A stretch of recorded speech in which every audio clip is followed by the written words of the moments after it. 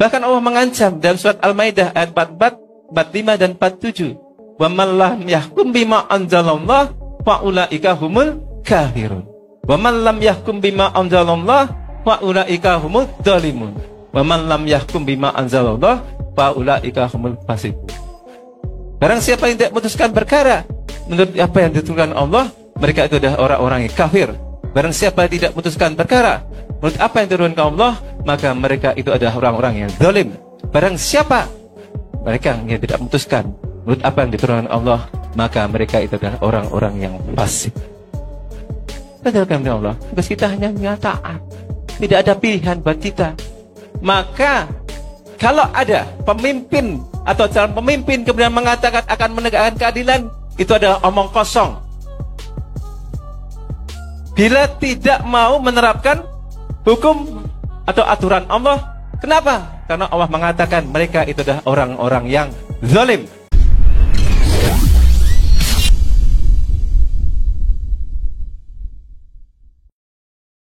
Assalamualaikum warahmatullahi wabarakatuh.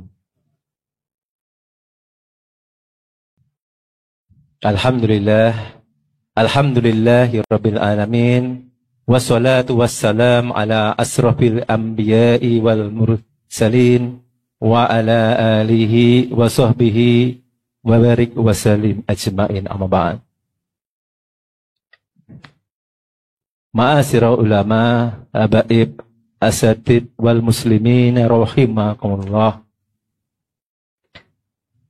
Wabil khusus tamu-tamu para kiai yang kami cintai di sini, Kiai Abah Narko Abu Hikri, Kiai Haji Muhammad Rasid Supriyadi, Kiai Haji Mahfud Suhad Al-Hafiz rahimakumullah dari Yogyakarta. Kemudian gurunda kami, ini adalah saya secara online, dan alhamdulillah Allah pertemukan secara offline ini karena kurnia Allah, yaitu Syekhuna Kiai Haji Toha Khalili dari Bangkalan. Ini beliau adalah idola saya.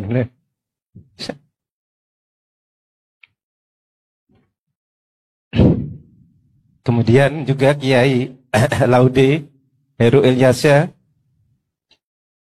Kemudian Kiai Haji Muhammad Asrodi Muzaki, Kiai Zainullah Muslim dari Jawa Timur. Kemudian juga Kiai Haji Ainul Yakin serta Kiai Usman Zahid dari Jawa Tengah. Mereka adalah pejuang, tidak hanya kiai, ada pejuang di jalan Allah yang dimuliakan oleh Allah, insyaallah. Kemudian para kiai, asatid serta para panitia yang dengan tidak mengurangi rasa hormat tidak bisa kami sebutkan satu persatu. Segala puji dan syukur marilah kita panjatkan kehadirat Allah SWT, yang mana Allah SWT telah dan senantiasa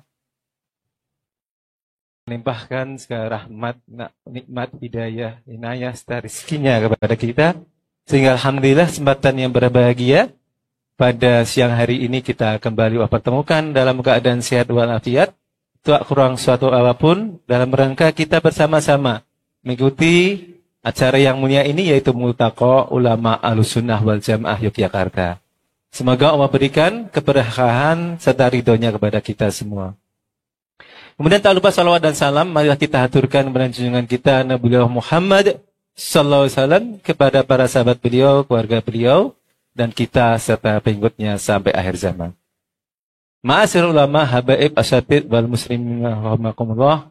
Perkenalkanlah Al-Fakir selaku Sabillah Bait mengucapkan ahlan wa sahlan fi hudurikum, jazakallah wa ahsanul jaza, kepada panjenengan semua yang telah menghadiri Multaqa Ulama Ahlussunnah wal Jamaah pada kesempatan kali ini, baik yang dari yang jauh sampai kemudian yang dekat, baik yang secara offline maupun secara online.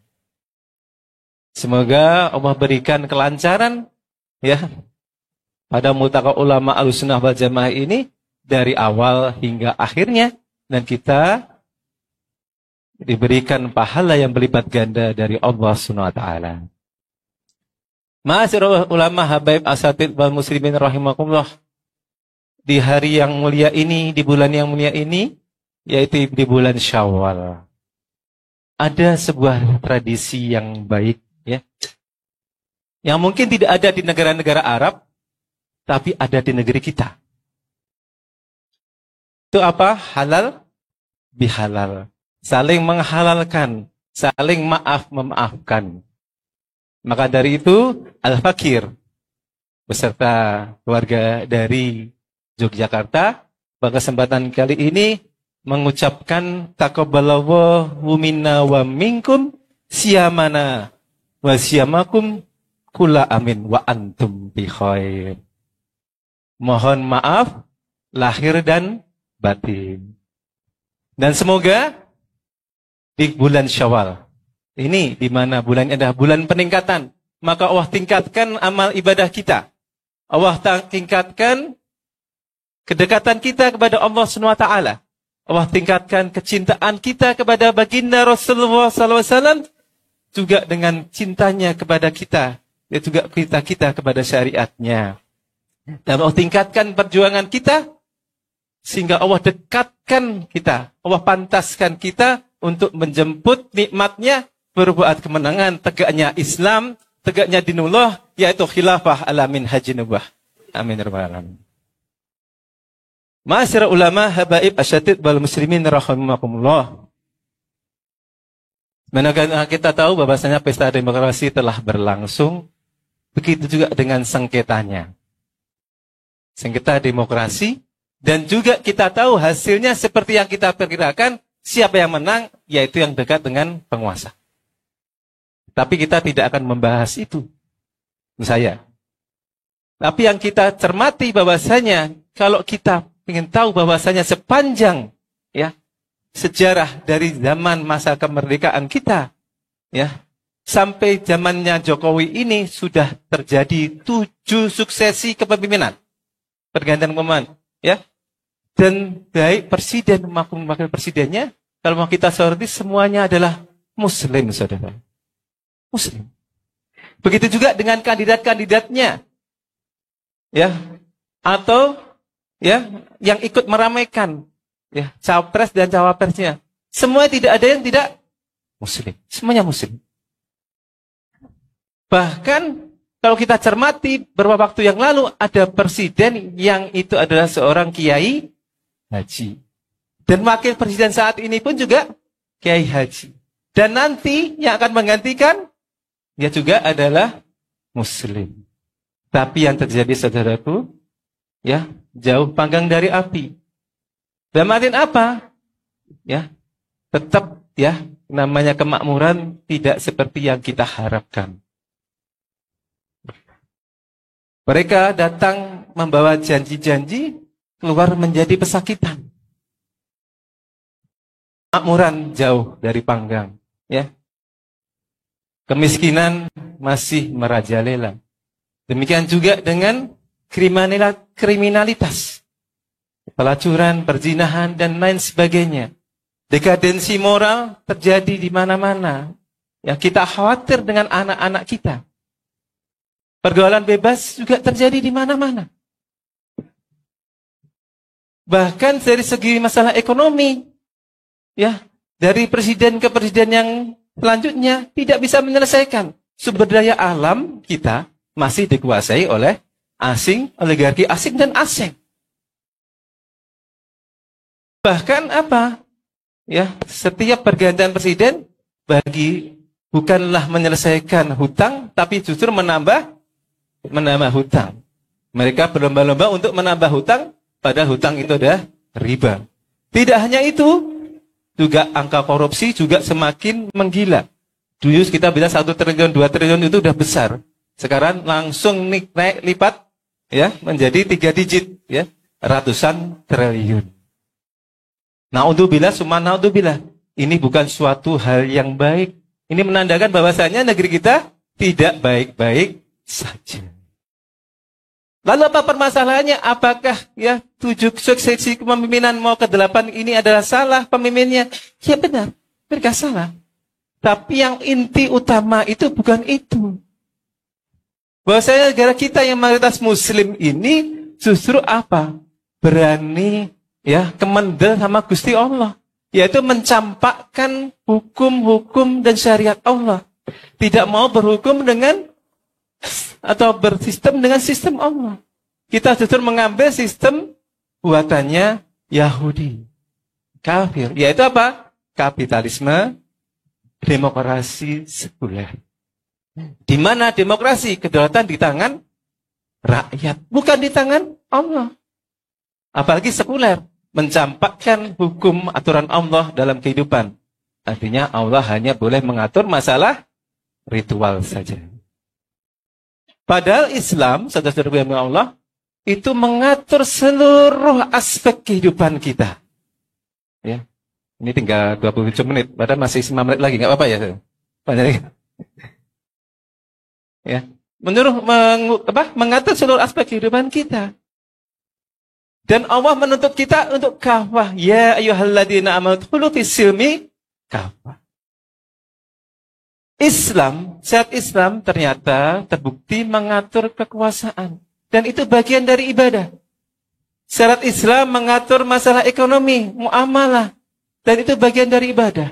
Syariat Islam mengatur masalah hukum, perdata, dan pidana. Dan itu bagian dari ibadah. Lalu dimanakan itu semua?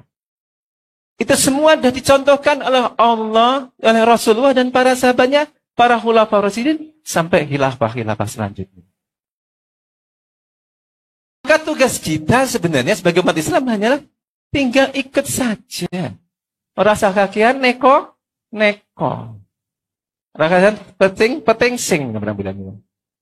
Tinggal ikut saja. Bahkan itu diperintahkan Allah. Allah berfirman, Ya ayyuhalladzina amanu ati'ullah wa ati'ur rasul wa ulil amri minkum fa in tanaza'tum bisa'in faradduhu illa Allah wa rasul in kuntum tu'minuna billahi wal yaumil akhir.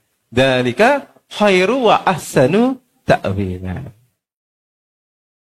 Wahai orang beriman, taatilah Allah dan taatilah Rasul dan pemimpin di antara kalian.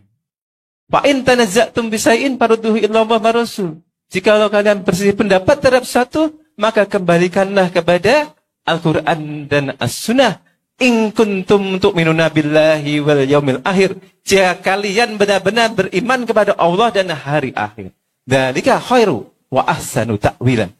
Dan demikian itu lebih utama dan lebih baik akibatnya. Allah katakan apa? Allah perintahkan apa? Pemimpin dan kita itu untuk taat. Berhukum dengan hukum Allah dan Rasul. Bahkan Allah mempertanyakan keimanan kita kalau kita tidak mau menjalankannya. Dan Allah sudah pastikan bahwasanya itu yang terbaik. Maka tugas kita hanyalah taat. Bahkan Allah mengancam dalam surat Al-Maidah ayat 44, 45 dan 47. Wa man lam yahkum bima anzalallah fa ulaika humul kafirun. Wa man lam yahkum bima anzalallah fa ulaika humul dzalimun. Wa man lam yahkum bima anzalallah fa ulaika humul fasiqun. Barang siapa yang tidak memutuskan perkara menurut apa yang ditentukan Allah, mereka itu adalah orang-orang yang kafir. Barang siapa yang tidak memutuskan perkara menurut apa yang diturunkan Allah, maka mereka itu adalah orang-orang yang zalim.